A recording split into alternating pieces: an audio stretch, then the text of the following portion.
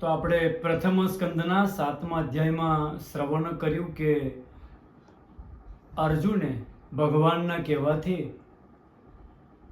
અશ્વત્થામાનો જે દિવ્ય તેજ મણી એ કાઢી એનું અપમાન કરી અને કાઢી મૂક્યો. એટલે અષ્ટમ અધ્યાયમાં કથા આવે કે અશ્વત્થામા વિચાર કરે કે આ પાંડવોનું હું એક બીજ પણ જીવતું નહીં છોડું, એના વંશમાં કોઈને જીવતો નહીં છોડું. આમ વિચાર્યું અને અભિમન્યુની પત્ની ઉત્તરા એના ગર્ભણી ઉપર બ્રહ્માસ્ત્રનો પ્રયોગ કર્યો. આ બાજુ ભગવાન વિચાર કરે કે હવે દ્વારિકા જાઉં. એવામાં ઉત્તરાજી દોડતા દોડતા આવ્યા, ભગવાનને વંદન કરે, પ્રાર્થના કરે, પાહી પાહી મહાયોગીન દેવદેવ જગતપતે નાન્યં ત્વદ અભયં પશ્યે યત્ર મૃત્યુઃ પરસ્પરમ. પાહી પાહી, હે મહાયોગીન, હે દેવોના દેવ, હે જગતના પતિ, મારું રક્ષણ કરો, મારું રક્ષણ કરો. મામે ગર્ભો નિપાત્યતામ. ભગવાનને ખબર પડી કે દ્રોણપુત્ર અશ્વત્થામાએ ઉત્તરાના ગર્ભણી ઉપર બ્રહ્માસ્ત્રનો પ્રયોગ કર્યો છે. તો ભગવાને એક અંગૂઠા જેવું નાનું રૂપ ધારણ કર્યું અને આ ઉત્તરના ગર્ભમાં દાખલ થયા. અને ભગવાન આજે પરીક્ષિતનું રક્ષણ કરે છે. પરીક્ષિતને તો એવું જ લાગ્યું કે વ્યસનમ વિક્ષ્યત તેષામ અનન્ય વિષયાત્મનામ સુદર્શનેન સ્વાસ્ત્રેણ સ્વાનામ રક્ષામ વ્યધાન વિભુઃ. એવું લાગે કે ભગવાને સુદર્શન ચક્રથી મારું રક્ષણ કર્યું, પણ આગળ જ કહે છે કે ગદામ પાણી, ભગવાને ગદાથી રક્ષણ કર્યું છે. તો ભગવાને ગદા એવી રીતે ફેરવી કે પરીક્ષિતની નાની આંખોમાં એને સુદર્શન દેખાયું, એવી ભગવાને ગદા ફેરવેલી. આમ ભગવાને આમ પરીક્ષિતનું રક્ષણ કર્યું. ભગવાન ફરીથી દ્વારકા જવાની તૈયારી કરે.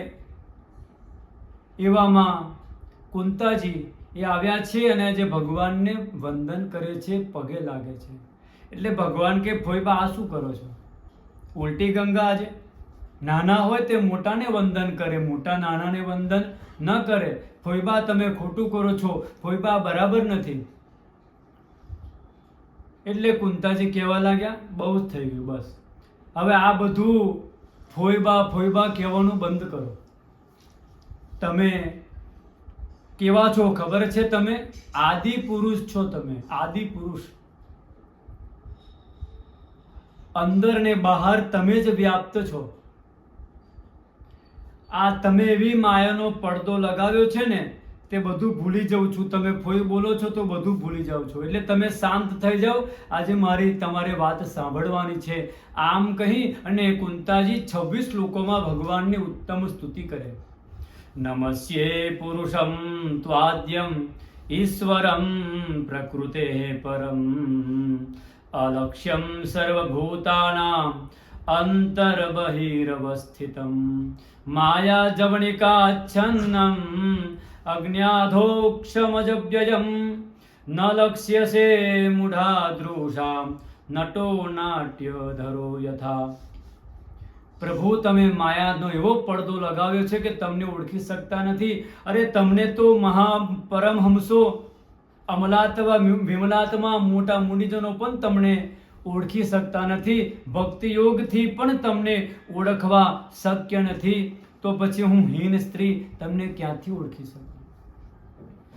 તથા પરમહંસાનામ મુનિનામ અમલાત્મનામ ભક્તિ યોગ વિધાનાર્થમ કથમ પશ્યેમહિ સ્ત્રિયઃ. બસ હું તો એટલું જ જાણું છું કે ભગવાન તમે કેવા છો. તો તમે વસુદેવ દેવકીના પુત્ર છો, નંદના કુમાર છો, એવા ગોવિંદ છે હું તમને વંદન કરું. કૃષ્ણાય વાસુદેવાય દેવકી નંદનાય ચ નંદગોપકુમારાય ગોવિંદાય નમો નમઃ. હું તમને સારી રીતે ઓળખું છું ભગવાન. તમે કેટલા સંકટોથી અમારું તમે રક્ષણ કર્યું છે. તમે જે પાપી કંસ દેવકીના 6 બાળકોને મારી નાખ્યા, પણ તમે 6 બાળકોને ન બચાવ્યા, અને મારા 5 દીકરામાંથી એકનો પણ વાળ વાંકો નથી થયો. તમે કેટલા દયાળુ છો. યથા ઋષિકેશ ખલેન દેવકી કંસેન રુદ્ધાતિ ચિરં સુચાર્પિતા. હું જાણું છું કે તમારે જે શરણાગત થાય ને, તમે એનું જ રક્ષણ કરો છો. દેવકીનો તો પતિ હયાત હતો, એટલે એ તમારે ચરણમાં ન આવી, તમારા શરણમાં ન આવી, અને મારો તો પતિ પણ નહોતો અને હું તમારા શરણમાં આવી. અરે તમારા તો કેટલા ઉપકાર છે. આ કૌરવોએ ભીમસેનને ઝેરના લાડુ ખવડાવ્યા. સભાની અંદર દ્રૌપદીના વસ્ત્ર ચીરાયા, ખેંચાયા. વનવાસની અંદર દુર્વાસા આવ્યા પરીક્ષા કરવા. આ બધામાં તમે જ રક્ષણ કર્યું. વિશાન મહાગ્રે પુરુષાદ દર્શના અસત સભાયામ વનવાસ કૃચ્છતઃ. તો હે પ્રભુ, તમે રક્ષણ કર્યું છે, તો બસ એક જ વસ્તુ મને વરદાન આપો. બોલો ફોઈવા, કયું વરદાન જોઈએ છે? એક જ વરદાન આપો કે મને ડગલે ને પગલે બસ જીવનમાં વિપત્તિ અને સંકટો જ આવ્યા કરે. વિપદઃ સંતુ ન સસત તત્ર તત્ર જગદ્ગુરુ ભવતો દર્શનમ યત સ્યાદ અપુનર્ભવ દર્શનમ. વિપત્તિ કેમ માગો છો? આખી જિંદગી તો તમે દુઃખ ભોગવી છો, હવે તો સુખ માગો. ત્યારે કહેવા લાગ્યા કે પ્રભુ, વિપત્તિ હોય છે ને ત્યારે તમને યાદ કરે ને દ્વારકાધીશ, તમે તરત જ રક્ષણ માટે આવી જાઓ છો. અને જ્યારે સુખ હોય છે ને ત્યારે તમે જવાની વાત કરો છો. તો તમારા દર્શનથી અપુનર્ભવ દર્શનમ, ફરીથી જન્મ પણ અમારે ધારણ કરવો નથી તમારા દર્શન માત્રથી. એટલે કુંતાજીની વાત સાંભળી ભગવાન તો કહેવા લાગ્યા, ભલે ફોઈબા, ચાલો. આમ કહી અને કુંતાજીના મહેલમાં ભગવાન પ્રવેશ કરે છે. હવે 9મા અધ્યાયની અંદર ઉત્તમ વાત આવે. આ બાજુ બધા રાત્રિના સમયમાં બધા શયન કરે છે નગરવાસીઓ, અને યુધિષ્ઠિર એ રુદન કરે છે. ભગવાને કહ્યું કે ભાઈ, ચક્રવર્તી રાજા થયા, તમે તો હસ્તિનાપુરના રાજા થયા, તો પછી આમ રડો છો કેમ? ત્યારે કહેવા લાગ્યા કે આ વિજય મેળવવા માટે કેટલું દુઃખ, કેટલા બધા સગા સંબંધીઓને મારે મારવા પડ્યા ને ત્યારે મને આ ગાદી મળી છે. હું બધું જીતીને પણ હે દ્વારકાધીશ બધું જ હારી ગયો. તે વખતે ભગવાન ઉત્તમ ધર્મશાસ્ત્રનો ઉપદેશ આપે છે, સમજાવે છે યુધિષ્ઠિરને. પણ યુધિષ્ઠિર સમજતા નથી. ભગવાને વિચાર કર્યો, તો હવે અમને એક જ સમજાવશે, જે અત્યારે કુરુક્ષેત્રના મેદાનમાં બાણીની સૈયા પર સૂઈ રહ્યા છે. એટલે બીજા દિવસે સવારમાં કહ્યું કે ચાલો, તમારો બધો જ વિષાદ દૂર થઈ જશે. બીજા દિવસે સવારમાં બધા પાંડવોને લઈને ભગવાન ત્યાં કુરુક્ષેત્રના મેદાનમાં પહોંચ્યા, જ્યાં ભીષ્મ પિતામહ બાણની સૈયા પર સૂઈ ગયેલા છે. અને ભગવાનના દર્શન થતાની સાથે જ ભીષ્મ પિતામહ બોલવા લાગ્યા કે હે પ્રભુ, જ્યાં સુધી આ કલેવરમાં આત્મા છે ને ત્યાં સુધી તમારે અહીંયા આગળ ઊભા રહેવાનું છે, પ્રતીક્ષા કરવાની છે. સદેવ દેવો ભગવાન પ્રતીક્ષતામ કલેવરમ યાવદિદમ હિનોમ્યહમ. ભગવાન વિચાર કરે કે અમને તો ઈચ્છા મૃત્યુનું વરદાન છે ને કદાચ 6 મહિના સુધી ન મરે તો મારે ઊભા રહેવાનું. ભગવાન ઉદાસ થયા. ત્યારે ભીષ્મ પિતામહ કહેવા લાગ્યા, આ ઉદાસ મુખે નહીં, પ્રસન્ન ચિત્તથી ઊભા રહો, જેથી હું તમારા મુખાંબુજનું ધ્યાન કરું, ચતુર્ભુજનું ધ્યાન કરું. પ્રસન્ન હાસારુણલોચનો લસન મુખાંબુજોધ્યાન પથશ્ચતુર્ભુજઃ. આમ ભગવાનની ઉત્તમ સ્તુતિ કરી. ત્યાર પછી યુધિષ્ઠિરને જે વિષાદ થયેલો એનાથી આજે ઉત્તમ ગીતાનો ઉદ્ભવ થવા જઈ રહ્યો છે. જ્યારે અર્જુનને વિષાદ થયો ને ત્યારે ભગવાન શ્રી કૃષ્ણે ભગવદ્ ગીતા એને સંભળાવી. આજે યુધિષ્ઠિરને જ્યારે વિષાદ થયો ત્યારે ભીષ્મ પિતામહ ઉત્તમ ભીષ્મ ગીતાનો ઉપદેશ કરે છે. એની અંદર મહાભારતના મહાકાવ્યમાં 6 અધ્યાયમાં ઉત્તમ ધર્મનું વિવરણ બતાવ્યું. યુધિષ્ઠિરના પૂછવાથી ભીષ્મ પિતામહ દાન ધર્મ વિશે બતાવે, રાજધર્મ વિશે બતાવે, મોક્ષ ધર્મ વિશે બતાવે.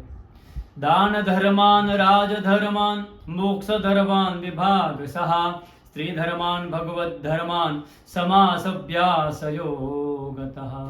આ બધા જ ધર્મો સમજાવે છે. અને અંતે ભીષ્મ પિતામહ કહેવા લાગ્યા કે સાંભળો યુધિષ્ઠિર, બધા જ ધર્મો, જેટલા પણ ધર્મો છે ને એ બધાનો સાર તમને કહું છું, તમે સાંભળો.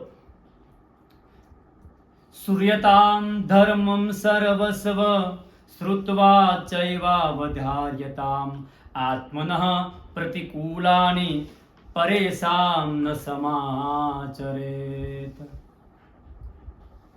આ ઉત્તમ વાત સમજાવે છે કે આ સમજો, જીવનમાં ઉતારો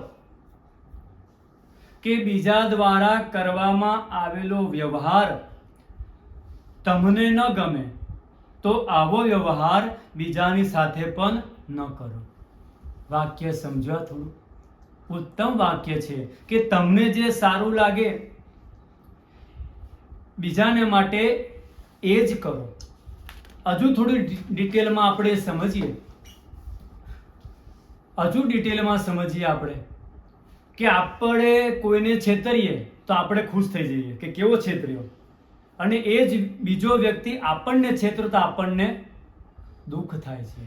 એટલે આપણને વ્યવહાર જેવો ગમે ને એવો બીજાની સાથે વ્યવહાર કરો. આ ઉત્તમ ધર્મનો સાર આજે ભીષ્મ પિતામહ સમજાવે છે. યુધિષ્ઠિરનો બધો જ વિષાદ દૂર થયો. બધા જ પ્રશ્નોના ઉત્તર ભીષ્મ પિતામહ આપે છે. અને આજે અંતિમ સમયમાં ભગવાનની ઉત્તમ સ્તુતિ કરે, જે આપણે સ્તુતિ પણ શ્રવણ કરીએ. ઇતિમતિરૂપકલ્પિતા વિતૃષ્ણા ભગવતી સાત્વત પુંગવે વિભુમ્ને સ્વસુખમુપગતે ક્વચિદ વિહર્તુમ પ્રકૃતિમુપેયુષ યદ ભવ પ્રવાહ. શું ઉત્તમ સ્તુતિ કરે. શરૂઆત સ્તુતિની ઇતિથી થાય છે. ઇતિ એટલે શું? અંત. કહેવા લાગ્યા ઇતિમતિ. ભગવાનને કહે છે કે મારી દીકરીના વિવાહ કરી લો ને પછી હું જાઉં. ભગવાન કહે છે કે તમારા લગ્ન નથી થયા તો તમારા દીકરી ક્યાંથી? તો કહેવા લાગ્યા કે જે મારી મતિ છે ને બુદ્ધિ, એને જ મારી દીકરી માની છે મેં. એ મારી બુદ્ધિ કેવી છે? ઇતિમતિ રૂપકલ્પિતા વિતૃષ્ણા. વિતૃષ્ણા, તૃષ્ણા વગરની છે. કોઈની પાસે સંતાન ન હોય તો એને ઈચ્છા હોય કે પુત્રેશના મને સંતાન થાય.